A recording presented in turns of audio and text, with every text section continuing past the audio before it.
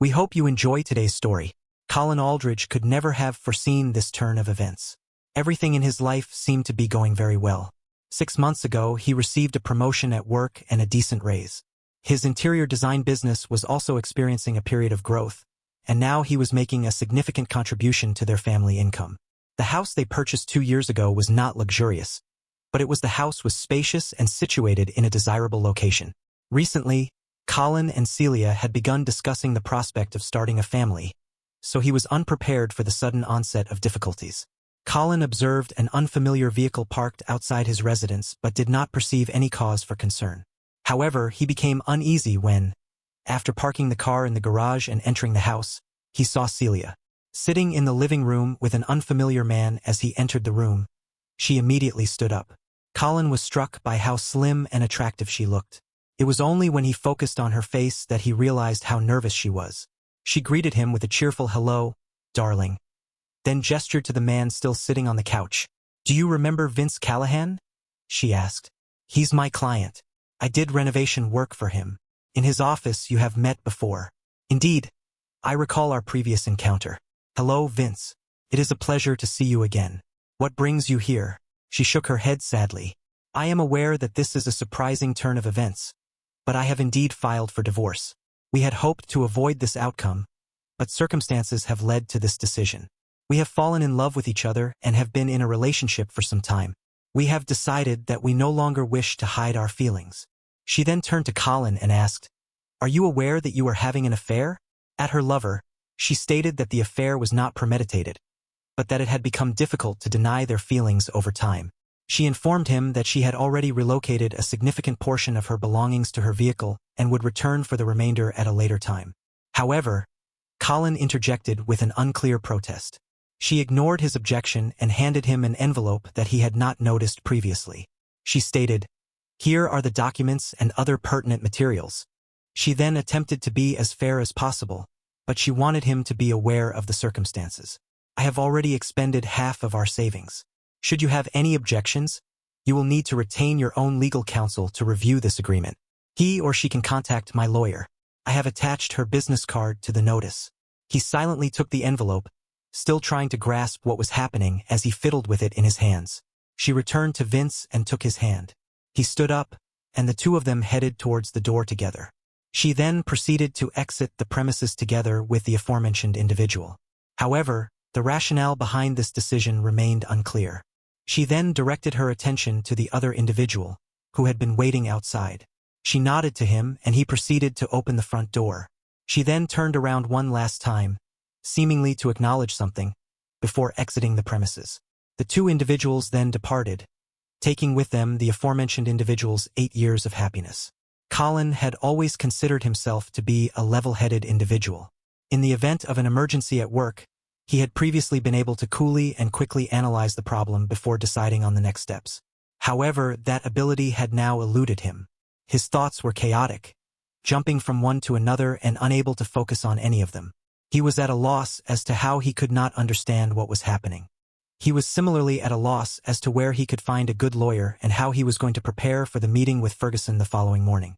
He was also wondering if he had not planned anything for dinner. How could he possibly get through this at all? These and other thoughts raced through his mind again and again, swirling and repeating each one. Each demanded attention until he finally grabbed his head with his hands, trying to stop them. He was filled with despair.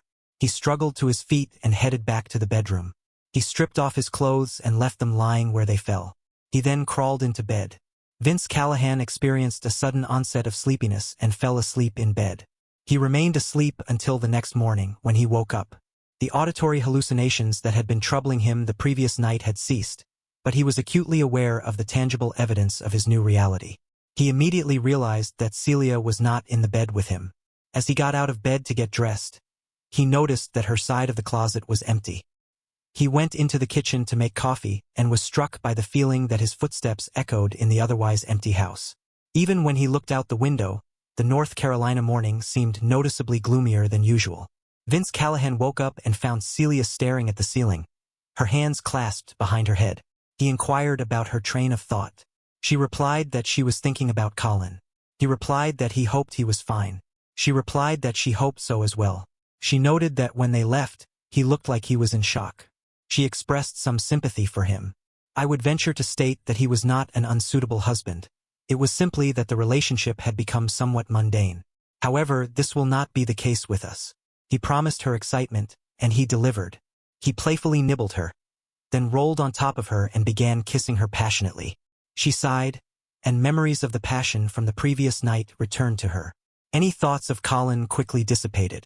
On the day the envelope Celia had given him sat on Colin's desk in the office, he finally began reading the divorce petition and proposed financial settlement. Focusing on the dry legal language was challenging because he did not want a divorce. He considered the option of burying his head on the desk and crying, but he did not want anyone in the office to see him in such a state. After a few minutes, he stood up and slowly made his way down the corridor to his boss's office. After a few minutes, he proceeded to traverse the corridor to his superior's office.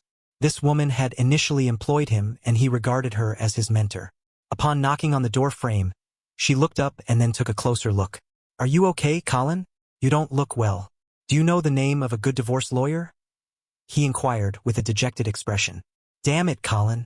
Not you and Celia. Please sit down and listen to these words." The woman stood, closed the door to her office, and then sat on a chair next to Colin, placing her hand on his forearm. She inquired about the details of the situation. This time, Colin did not conceal his emotional state. He had met with the lawyer recommended by his boss, and he regretted it. The man's advice was to simply accept the proposal put forth by Celia and move on. However, Colin was not willing to do so. He protested, "Firstly, I don't want a divorce." Furthermore, he was adamant that he did not wish to provide financial compensation for his wife to leave him and subsequently cohabit with another man.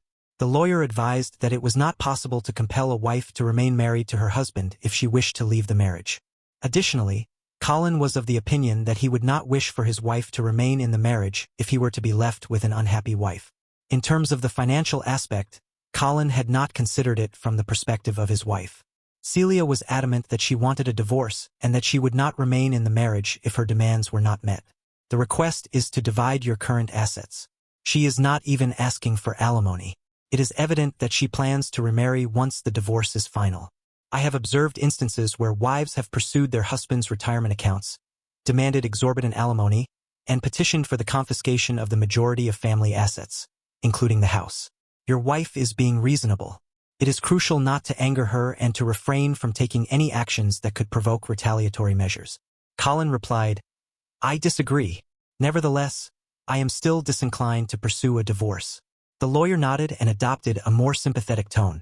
"Colin, you are not required to engage the services of a family law consultant. Firstly, I am not particularly adept in this field, and secondly, I charge a considerably higher fee than a marriage counselor. If you are not yet prepared to sign the divorce agreement, I would advise you to seek the assistance of someone who can help you to manage your emotions. I had a feeling this might be your reaction after our conversation. I believe you should consult with Dr. Helmar, a psychologist who specializes in marriage issues. Several of my acquaintances have sought his counsel, and they all spoke highly of him. I advise you to give it a try and see if he can assist you." Colin began to reiterate his grievances until Dr. Helmar interjected. "Listen, Colin, let's be honest. You are unable to move forward. I am attempting to persuade you to alter your perspective. You are likely aware of the 5 stages of grief: denial, anger, bargaining, depression, and acceptance. Many individuals erroneously believe that these stages are distinct entities. You, too, appear to hold this misconception.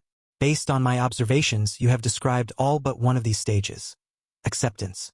This is a typical response for someone experiencing such a situation. It is evident that you are experiencing a range of emotions, yet you have also informed me that you are a rational thinker capable of understanding problems and finding solutions. It is therefore crucial for you to set aside your emotions in order to develop a strategy for moving forward. It is essential that you start thinking clearly and understand that Celia will not want to come back. Furthermore, you must realize that there is no point in reconciliation if she does not want to be with you until you can accept the situation. It is important to note that the aforementioned factors are beyond your control. Consequently, you will remain in a state of stagnation. It is imperative that you address the issue of life after Celia based on factual evidence, as you have done in the past when confronted with other challenges. Colin sat quietly, contemplating the counselor's advice.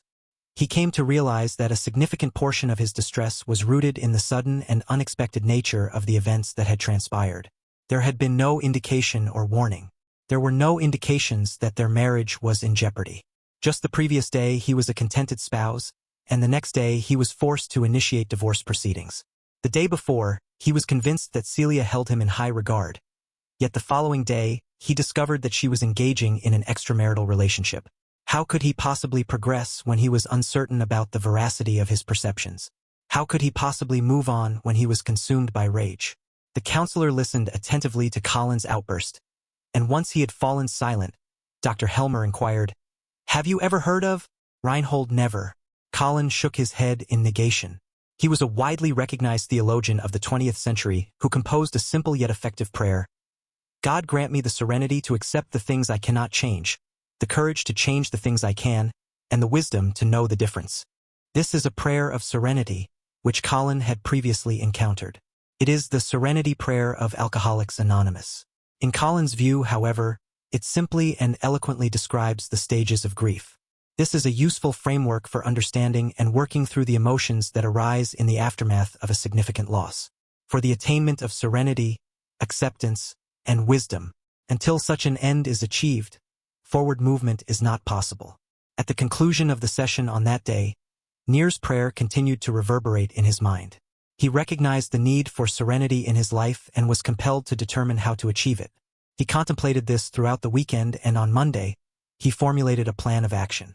He contacted his lawyer and stated, "I will agree to everything Celia requests if I can meet with her in person. For half an hour, are you certain?" the lawyer requested. "I have observed such encounters result in unfavorable outcomes, and few of them conclude with satisfaction for both parties in a divorce. This time, however, it will be different." Upon entering Celia's lawyer's conference room, Colin was surprised to see Vince seated next to her, holding her hand. In fact, this is even more advantageous, Colin thought. Celia's lawyer gestured for him to Celia. "I acknowledge that this is a challenging situation for us both. Our relationship did not evolve as I had hoped, but I believe this is true of many other aspects of my life as well. In light of this, I have decided to move forward. My lawyer has advised me to accept the proposed settlement, which he deems to be fair. Given my need to move on, I am inclined to do so." He then took a pin from the table and signed the agreement with resolve. The couple on the other side of the table exchanged looks of relief. He then proceeded to add, "There is something else I wish to say." The couple appeared to be frozen, fearing what might come next. He then stated, "I understand that you plan to get married as soon as the divorce is finalized." He then continued, "In the spirit of moving forward, allow me to wish you all the happiness in your marriage that you deserve." He then walked around the table and shook hands with the astonished Vince. He then leaned in. He embraced Celia in a friendly gesture and kissed her on the cheek, while the two lovers observed the scene with astonishment. He then departed from the room, and they exchanged glances. Vince inquired about the unexpected turn of events, and Celia shook her head in disbelief. She had not anticipated that outcome. However, she smiled, expressing her gratitude. She emphasized that she did not desire conflict between them each time they encountered Colin. After the divorce agreement was finalized, Colin was compelled to sell the house they had owned jointly. Celia was not interested in purchasing it because Colin had relocated to Vince's residence. He lacked the financial resources to purchase Celia's share, and even if he had the means, he recognized that the house was too large for him and held too many memories. The positive aspect was that the real estate market was experiencing an upward trend, making it easier to sell the house. However, over the 2 years since purchasing the house, its value had not increased significantly, even with the increased demand. Ultimately, Colin had sufficient funds for a down payment on a 2-bedroom condominium in a desirable residential complex. By the time the house was sold, Colin had purchased a bedroom condominium in a good residential complex. The waiting period for the divorce was almost over, and Colin learned from a friend that Vince and Celia had already sent out wedding invitations. Colin did not receive an invitation, but he found out that the happy couple would be going on their honeymoon to the Caribbean. He made his plans accordingly when the couple, engaged in a kiss, returned. Vince picked up Celia, intending to carry her over the threshold. Upon entering, however, he noticed a card that had been slipped under the door. The card bore the inscription, "Check the back." Vince was concerned, so he set his young wife down, took her hand, and hurried to the terrace. At first, he did not see anything unusual. However, when he turned in another direction, his eyes widened, and he gasped. There gleamed a luxurious propane grill with 3 burners connected and ready to use. He turned back to Celia. "Did you buy this for me? I've always wanted one like this, but they're so expensive." "No," she confessed. "I know nothing about it. I'm trying to understand the origin of this item." She noticed an envelope taped to the shiny stainless steel lid. As she approached the grill, she removed it and opened it. Upon reading the C inside, she was overcome with emotion. "I can't believe this," she said. "It's from Colin." She then noticed a message on the envelope that read, "Best wishes on your wedding." Vince asked, "Is this what he meant by moving on?" "He is a better man than I am," Celia replied. "This is an amazing gift. I can't wait to grill on it." During the forthcoming summer period, Celia stated that she would telephone Colin to express her gratitude. When Colin picked up the phone, he heard a combination of surprise, gratitude, and even a slight sense of guilt in Celia's voice. "Colin, you have just discovered your wedding gift. I am astonished that you purchased this expensive grill. It is excessive." Did Vince appreciate it? He did. He is still situated on the terrace, visibly affected by the gift. "I had hoped that he would appreciate it, but I recognized that this was an ill-advised gesture. In fact, I had not even been invited to the wedding." Colin responded with a chuckle. He then clarified, "I am aware that my presence at the wedding would have been unwelcome, but I stand by my decision. I am now attempting to accept the situation and move forward. The gift is my way of demonstrating that I am doing precisely that. I had hoped that you." Furthermore, Vince would appreciate it when Celia returned to the veranda to inform him of this development. He shook his head in surprise, as I had previously stated. He is, after all, a more admirable individual than I am. In other news, as April turned into May, Celia and Vince began making plans to celebrate Mother's Day with Celia's mother. They decided to extend an invitation to her to a suitable venue. However, when they proposed the idea to her, her own mother objected. "Mother's Day is a chaotic time for many. I would be content if we celebrated here at home." Plans were made for the newlyweds to bring a special dish of salmon and grilled vegetables cooked on Vince's new favorite toy. Celia asked her husband, "Did you remember to buy flowers for Mom?" She slapped his forehead playfully. Vince promptly exited the highway and entered the parking lot of a regional grocery store chain. He soon returned with a dozen pink roses, which had begun to wilt slightly. He apologized to Celia, emphasizing that the gesture was meant to convey his appreciation. He then proceeded to deliver the flowers to Celia's mother, accompanied by Mother's Day greetings. "Thank you, Vince," she replied. "I will place them in a vase at a later time," she suggested. "Perhaps you and your daughter should serve yourselves and take the plates to the dining room. Your father is quite hungry," he whispered to his daughter when the food was brought out. Celia could not help but notice the magnificent bouquet of flowers sitting in the middle of the dining table. "Mommy, they're beautiful," she said. "Did Daddy give them to you?" He responded with a chuckle. "Dad told me I'm not his mother. Actually, Colin sent them to me," she replied, noting the beauty of the flowers. "Exactly," her mother said, nodding and noticing a fleeting frown on her new husband's face. Later that day, when the couple was at home, Celia took a few moments to herself and called Colin. "Why did you send that bouquet to my mother?" she asked. "Ah, so it was delivered on time. Did she like the flowers?" Of course she was delighted. Celia admitted they were beautiful. "But why did you send them?" "Not at all. As I previously stated, she expressed immense gratitude. However, I must admit that I did not anticipate this gesture. I am genuinely appreciative as well. If I have not erred, I would like to request a favor." "What is it?" I am somewhat hesitant to broach the subject, but I believe it is time for me to resume dating. He could almost hear her hesitation. "Colin, I would feel extremely uncomfortable if I am not attempting to set you up on a date. I am merely suggesting that you invite a date to my apartment. I must admit that my apartment is currently in a state of disarray. It is more akin to a disaster zone. Would you be interested in hiring me for some remodeling? You have always possessed a greater degree of taste than I have. This is an unexpected proposition, but I believe I can fulfill your request. I have recently completed a significant design project, so I am currently available and able to. I would be grateful for your assistance at the earliest convenience. Would you be able to visit next week to assess the situation? I currently work from home 3 days a week, so Monday, Tuesday or Wednesday would be ideal. I will be available on Tuesday during the day. On the following Tuesday, Celia immediately grasped the concept, as all the walls were painted in a uniform shade. The color of the walls was a dingy white, the carpet was worn and faded, and the furniture was mostly inherited from their former home. She surveyed the place and said, "I don't see that we have many options here." He replied, "Perhaps we should first decide on the style you prefer." He shrugged helplessly. "I'm not very knowledgeable about styles," he admitted. He surveyed the room with a look of uncertainty, then brightened. "What I really want is for you to design a place that you would personally like." He gestured with his hands. "I don't mean something feminine and pink. I definitely want it to look like a straight man lives here, but I also don't want it to look like a sports bar." He pointed towards her.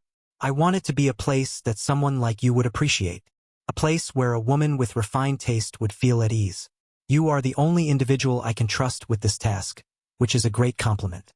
In fact, I believe I understand precisely what you desire. Please allow me to return to my studio and create some preliminary sketches. After preparing several options, I will contact you to discuss them further. Thank you for your confidence in me, Celia." Celia met with Colin over the following 2 months. Almost once a week, they were required to select a design plan, evaluate and enhance the proposed decor, and oversee the renovation that had been agreed upon. Subsequently, she frequently presented him with samples of fabrics, paints, and furniture for his approval. Colin was gratified by the progress, but not Vince. One evening, when she returned from a meeting with him, he complained to his wife about the frequency of their meetings. Another visit to Colin's apartment. "I meet with Colin no more frequently than with any other client of mine. Indeed, if you accompany me to the bedroom, I will demonstrate precisely how thoroughly I have forgotten about him." While Celia believed she had managed to assuage Vince's jealousy, she was concerned that Colin's subsequent request might rekindle her husband's emotions during one of her visits. He abruptly inquired, "Are you still part of the book club?" "Yes," she replied. "We convene every other Saturday during the day." "Why do you ask? Is the club exclusively for women? Women or men?" "I'm unsure. I don't believe any men have ever approached us to join." "Why are you interested?" "I have indeed informed you that I wish to resume dating, but I am uncertain about the topics I should discuss with a woman. Many of the women I know are not interested in sports, so we likely have little in common. However, if I were to learn more about the books my potential partner reads, it might facilitate a conversation." "Give me something to start a conversation." "I understand. In fact, I appreciate your thoughtful suggestion. Perhaps we could discuss this further at our next book club meeting. I will inquire about your participation and let you know if they are amenable to it. If you are unable to attend, I can at least inform you about which book we have chosen so you can read it on your own. I really appreciate your consideration. I would prefer to participate in the discussion and hear the group's thoughts on the book. However, if my presence makes them uncomfortable, I will familiarize myself with the book independently." When Celia brought up this topic in conversation with her book club friends, she was pleasantly surprised to find that they were enthusiastic about Colin joining their group. "If you do not feel uncomfortable with your ex, you are welcome to attend." The presence of the husband was requested in order to provide a male perspective. The participants informed Celia that they found it amusing that 2 unmarried women appeared to be enthusiastic about Colin's proposal to join the group at the first meeting. Colin was able to win over even those participants who had expressed doubts. Unlike a few women, Colin completed the book and was able to share some insightful conclusions while ensuring that he did not dominate the discussion. The discussion revealed that Colin respected different opinions and repeatedly supported others in their conclusions. At the conclusion of the discussion, it was agreed that the experiment had been a great success. Before leaving, everyone hugged Colin. Celia noted that the single participants were particularly energetic in expressing their gratitude. They not only attended the next meeting but also invited them upon arrival. The group was invited to hold their gathering in Colin's recently renovated condominium. During the first half hour, the lady expressed admiration for the decor, while Colin repeatedly emphasized that the renovations were a result of Celia's efforts. As is customary, the host provided snacks and drinks to the participants. Colin went to great lengths to set a welcoming tone for the gathering by offering his guests a variety of appetizers and beverages. The ensuing book discussion was not particularly intellectual, but it was certainly lively when it was time to leave. Everyone dispersed with gratitude. One of the unmarried ladies, a pretty young redhead named Kelly, was so persistent in expressing her thanks that Celia had to invent a reason to pull Colin away from her after everyone else had left. Celia stayed behind, offering to help Colin with the after the used plates and glasses were loaded into the dishwasher. Cleanup Degradable agreed to escort her to the exit. He thanked her for her assistance and for supporting his decision to join the group. In fact, he should be thanking her. She shook her head, and he acknowledged that everyone had a great time. He also expressed gratitude for her contributions to the discussion and for her kind words about the decor. It was a kind gesture. I always enjoy our interactions, he replied. Thank you for saving me from Kelly. You need to be cautious with her, Colin advised. She's a sweet girl, but she's still quite young for you. From what I've heard, she's quite the charmer. I need to head home now. Thank you again for everything, Celia said. She leaned in to hug him and kiss his cheek. Then she pulled back and looked at him attentively. I feel like I'm seeing a whole different side of you, Colin, and I like it. She kissed his cheek again and then turned and walked away. When Vince learned about Celia's new member in her book club, he was visibly upset and demanded that she tell Colin not to come anymore. She, in turn, was clearly irritated. The girl responded by stating that she liked him and that he was a valuable addition to the group. She urged Vince to cease feigning jealousy. Vince was able to conceal his feelings, but that night, he felt compelled to reclaim Celia as his wife. Their sexual encounter was notably passionate, and Vince appeared determined to assert his dominance, foregoing the foreplay. Celia was perceptive and understood his intentions. She decided it was wiser not to protest, but she had to feign compliance to encourage Vince to reach climax more expediently. Subsequent to this, she kissed him and expressed gratitude, but once he fell asleep, she extricated herself from the bed and consumed an Advil tablet the following morning. Vince apologized for his demeanor the night prior, but she dismissed his remorse. She acknowledged that she did not desire such behavior to become a regular occurrence, but she also recognized the value in occasional variation. He departed with a sense of relief, his gait indicating a renewed sense of optimism. Celia, attired in a sundress, discovered that she was still experiencing discomfort from the previous night and took another tablet after breakfast. She proceeded to her desk studio to ascertain the details of the upcoming week's schedule. Upon locating Colin's apartment rug, she promptly contacted him. She offered to bring it over, encouraged by his agreement. After checking her makeup, she headed to his place. Upon entering, she laid out the small rug in the designated spot. Colin praised her choice and then invited her to stay for a moment and have a cup of coffee with him. She readily agreed. However, as she sat down on his new couch, she grimaced, and Colin immediately noticed what was wrong. Celia, he asked, with a hint of concern in his voice. His voice betrayed no hint of seriousness. She replied that Vince had been somewhat aggressive with her the previous night and that she was somewhat sore as a result.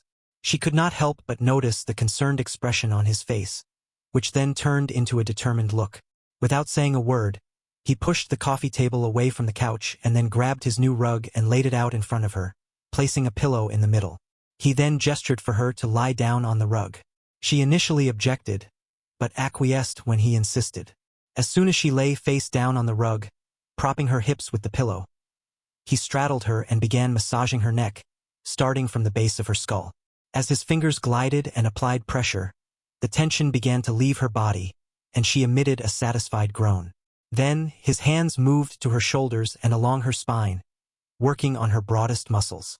Celia emitted a contented purr as he kneaded her back muscles, which were visibly sore. She was on the verge of falling asleep when she felt him move lower, sliding his hands under her pelvic bones and lifting them slightly. The effect was pronounced. The pain she felt there vanished after he spent a few minutes working on her thighs. He then released her legs and brought his hands to her buttocks, which were firm. She gasped as his hands squeezed and he proceeded to massage her thighs, applying gentle pressure with his thumbs on her calves. After a few minutes, he shifted his attention to her feet, lifting them to remove her shoes and working on her toes. She found herself overwhelmed by a sense of pleasure, and he did not offer any verbal response. Instead, he lowered her legs and began to slowly move upwards along her.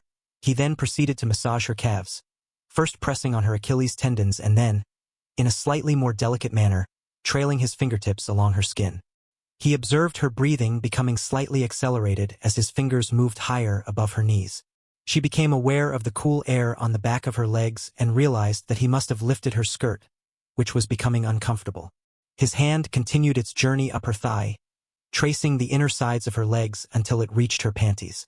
She let out a quiet moan as his fingertips brushed against her intimate area, and her hips began to move involuntarily in response to his touch. Both parties became aware of the extent of her arousal. He treated her with care and gentleness, and she experienced a sensation of immense pleasure. After a few minutes, he rolled onto his back, and Celia, still in a state of arousal, embraced him, resting her head on his chest. She began to speak, but then stopped herself, unable to verbalize her thoughts. Instead, she snuggled closer, reveling in the warmth of his body. Their quiet breathing was interrupted by Celia's phone ringing. Initially, she ignored it, but then reluctantly pulled the phone out of her back.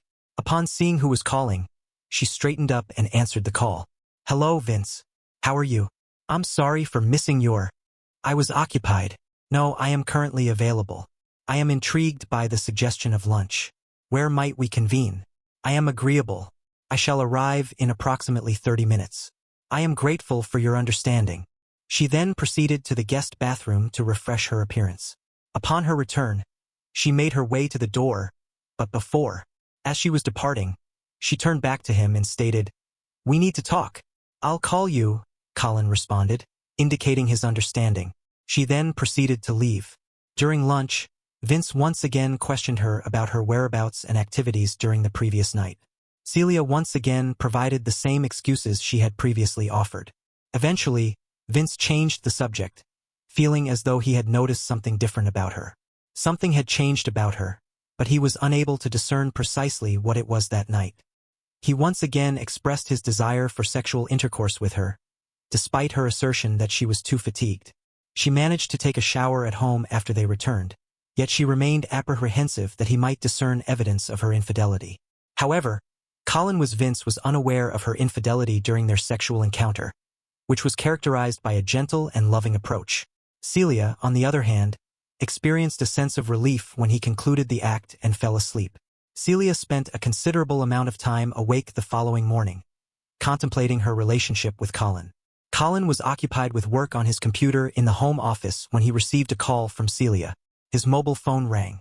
Upon viewing the display, he was unsurprised to see that it was Celia calling. She requested a meeting to discuss matters further, and he promptly invited her to his residence. He then proceeded to disconnect the call and complete the report he was currently working on. He then drafted a text message on another phone, and upon hearing the doorbell ring and confirming it was Celia, he pressed send on the phone and opened the front door, allowing Celia to enter. He observed a concerned expression on her face, and she proceeded to step inside. He then closed the door behind her and turned to face her, regarding her intently. "Colin, we need to discuss what transpired yesterday," she began, but he pressed his fingers against her lips, silencing her. She was silenced by his lips, which he placed against hers. She looked at him, her expression a mixture of confusion and arousal, until he stepped closer and replaced his fingers with his lips. She exclaimed, "Oh God," before responding passionately to his kiss, as their tongues sought each other. He led her backward into his bedroom, unfastening her clothes along the way. By this time, she was already experiencing respiratory distress and rapidly removed his knitted shirt, pulling it over his head and discarding it on the floor. She then reached for his belt with haste. They proceeded to disrobe each other with remarkable swiftness. Colin then lifted Celia in his arms and placed her on his bed. There was no gradual intensification of arousal. Celia was reluctant to be patient, and her arousal was already evident when she discovered herself in Colin's apartment.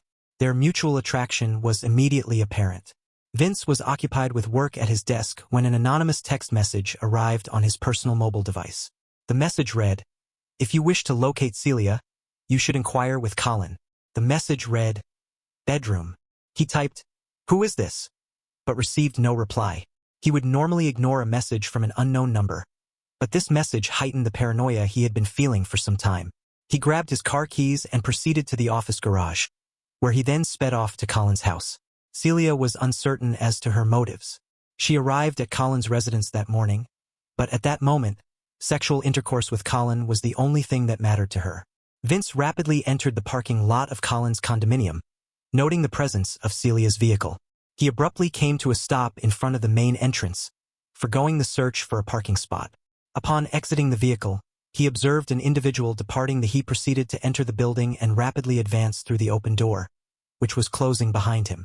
He then proceeded to the second floor, avoiding the use of the elevator in order to avoid alerting Colin and Celia to his presence. Upon reaching the landing, he proceeded directly to Colin's apartment door.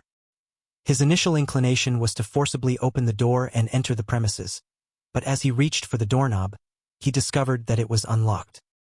He then proceeded to stealthily enter the apartment and made his way to the master bedroom, where he anticipated that he would find the desired object. From within the apartment, the sounds of Celia's distress were audible. Upon entering, he heard her scream, her body arched back and trembling. He then observed her collapse onto Colin's chest. He was taken aback by her actions, particularly given the circumstances. She swiftly turned her head to see who was there.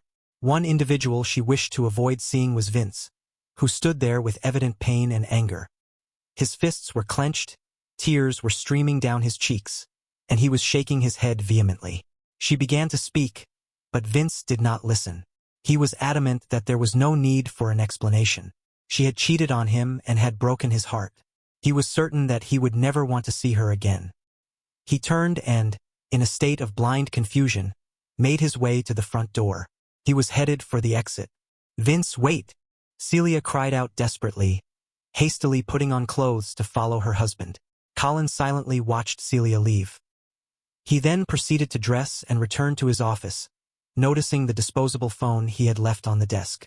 He picked it up and threw it into the trash bin. He retrieved the telephone that had been left on the desk and discarded it in the rubbish bin. He then informed himself that he no longer required it. However, a message that he had sent subsequently illuminated the screen, prompting him to investigate Colin's bedroom. He was still engaged in his work when he was interrupted by a timid knock on the front door. He opened it to find Celia standing there, dragging a large-wheeled suitcase behind her. She turned to face him, and Colin observed that her eyes were red and her makeup had streaked down her cheeks. "Vince kicked me out," she said, her voice thick with tears. He had been shouting at her just a moment ago, and then the next minute he was sobbing uncontrollably. She could barely make out what he was saying, but the only thing that was clear was that his distress was caused by her appearance, and that he wanted her to leave as soon as possible. She shook her head, expressing her concern for his well-being. However, she was unsure of how to proceed. "I am aware of that sentiment. I concur. At least for the time being, you and I can be together. There is no necessity for us to conceal our feelings for each other." She extended her hands in an embrace, but he prevented her. "I am of the opinion that this is not the case," he said. She was not only embarrassed by his words, but also by his tone. She was even more taken aback by his tone than by his words. "What are you saying?" she asked. "Actually, you're right," Celia replied. "We don't need to hide our feelings anymore. My feelings are such that I wouldn't take you back even if you were the last woman on earth. I'd be crazy to take back a cheater, no, a double cheater, into my life." His outburst of anger was quickly followed by an attempt to regain control of the situation. He acknowledged that he may have been unfaithful to Vince, but asserted that he had done so to atone for his previous actions of leaving her. He then proceeded to declare his intention to spend the remainder of his life demonstrating his capacity for love and fidelity. She responded with a chuckle, and he replied, "You treat men like, if one option proves unsatisfactory, it is relatively simple to switch to another. This is not a fair approach, Colin. You initiated the relationship and seduced me." He nodded in agreement, his tone sarcastic. "I understand your perspective, but I believe that a polite gesture from a man would be sufficient to change your mind. One might suggest that the presentation of a gift might facilitate a more favorable response. However, this is not a realistic assumption. It is more accurate to say that the situation would likely remain unchanged. Indeed, there is a high probability that if I were to take you back, the outcome would be the same. I have gained insight into your true character. As the song goes, we will never be together again." He proceeded to the front door, opened it with a forceful motion, and tossed her bag into the hallway. "Get out," he yelled. Tears streamed down her face, and her breath caught between sobs. She was rendered speechless. He crossed his arms over his chest and regarded her with a look of disdain. "If you want my opinion," he said, "I'd recommend heading straight to hell."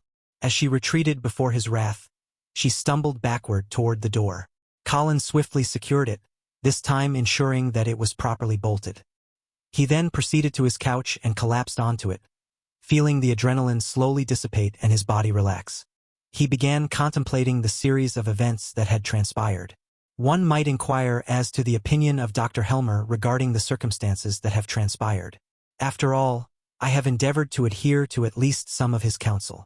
I have gained the insight to discern what I am capable of altering and the fortitude to implement changes, even if it necessitates a certain degree of fortitude.